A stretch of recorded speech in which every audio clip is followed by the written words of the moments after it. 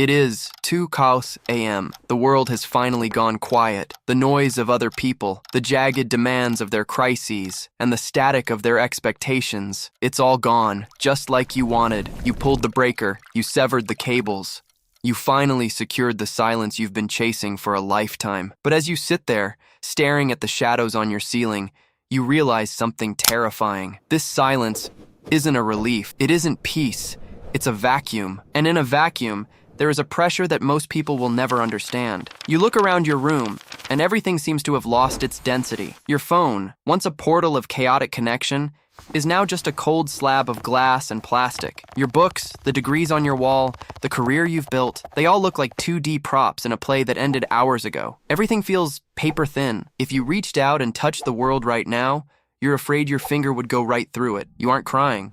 You aren't even sad. Grief requires a weight that you simply don't possess right now. Instead, you are just floating. You are experiencing the gravity gap. It's that haunting realization that without the friction of the world, you have no traction. Your mind, that high-performance engine we discussed, is still running at 10,000 RPMs. But because you've disconnected it from the world, it's spinning in a total void. There is no resistance, no ground, no heat. You are like a radio in deep space, frantically turning the dial, searching for a signal through a billion miles of pure, unadulterated static. You wanted the silence. You fought for it. But now that you're here, you realize that the abyss doesn't just look back at you. It swallows your weight. It leaves you drifting in the 0G of your own existence. Let's diagnose the vibration in your chest. In File 04, we discussed the system override. You successfully tripped the circuit breaker to stop the social fire from melting your core. You secured the silence. But here is the clinical reality. While the wires were cut,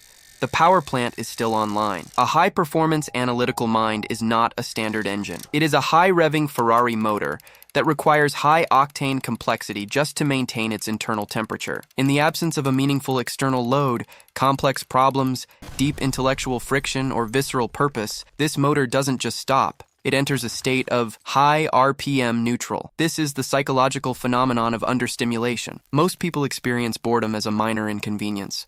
For you, it is a structural crisis. When your cognitive processing power has nothing to grip, the engine begins to vibrate. Without the friction of a challenge that matches your capacity, that energy has nowhere to go. It begins to shake the chassis of your identity until the bolts start coming loose. This is where we must differentiate between chemical depression and existential depression. Modern psychiatry often treats a lack of interest in the world as a serotonin deficiency, a simple hardware malfunction. But for the outlier, the void is rarely chemical. It is logical. It is a data-driven conclusion. Your brain operates in 8K resolution, capable of seeing the intricate, terrifying patterns behind everything. When you look at the low-resolution world around you, the repetitive small talk, the hollow social rituals, the shallow career ladders, your brain rejects the signal. You aren't depressed because your brain is broken. You are depressed because your brain is working perfectly. And it has concluded that the reality being rendered in front of you is too blurry to be worth the processing power. But the real danger lies in the self-devouring mind. When an analytical processor is starved of external data,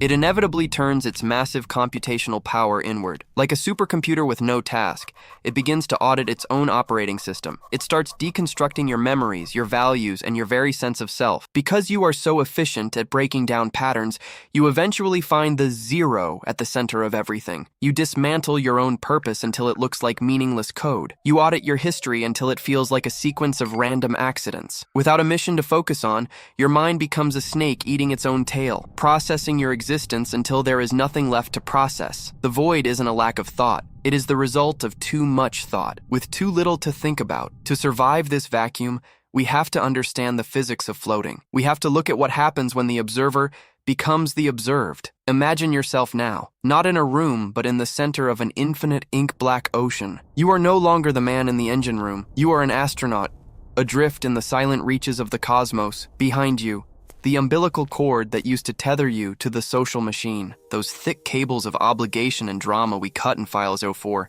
is floating away. You severed them to save your life. You chose the detachment. But in the weightlessness of 0G, you've discovered a new kind of terror. Most people think the void is empty. They think it's a lack of material. But you know the truth. The void is a hunger. It is a hunger for density. Your mind is a massive gravity well, a high-mass object constantly searching for something heavy enough to anchor itself to. But as you drift through the ruins of your old life, you realize the world you left behind is made of styrofoam. The conversations are hollow. The ambitions are weightless.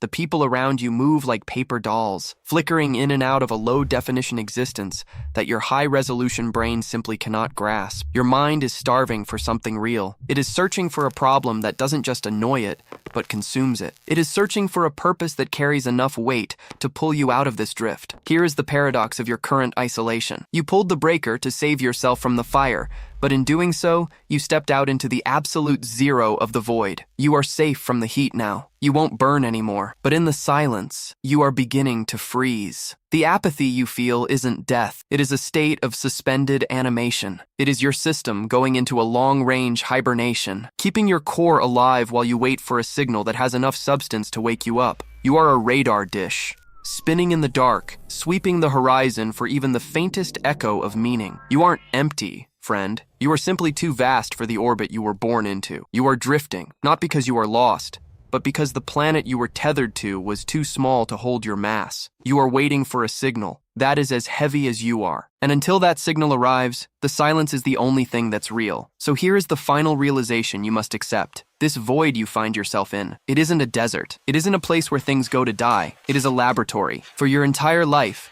your internal frequency has been drowned out by the static of a low-resolution world. Your signal was lost in the screams, the needs, and the shallow dramas of people who could never understand your depth. But now, in the absolute zero of the abyss, the interference is gone. For the first time in your existence, you can finally hear your own pulse without the distortion of the crowd. The silence isn't your enemy. It is the only place where you are actually audible. But remember, to create light in a vacuum, you need fuel. And as you look back at the distant, flickering glow of the room you let burn in File 04, you realize something profound. The fuel for your next chapter isn't found in the world out there.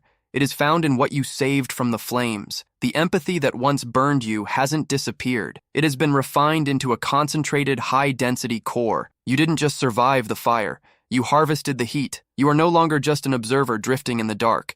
You are beginning to navigate. The silence is about to change. It is no longer empty. It is becoming pressurized. It is the sound of a blueprint being drawn in the darkness. What happens when a mind that has successfully deconstructed everything finally decides to build something new? What happens when you stop being a survivor and become the architect of a reality that actually fits your mass? The construction is about to begin, and the first brick is the silence itself. Subscribe to The Abyss. File 06 is loading.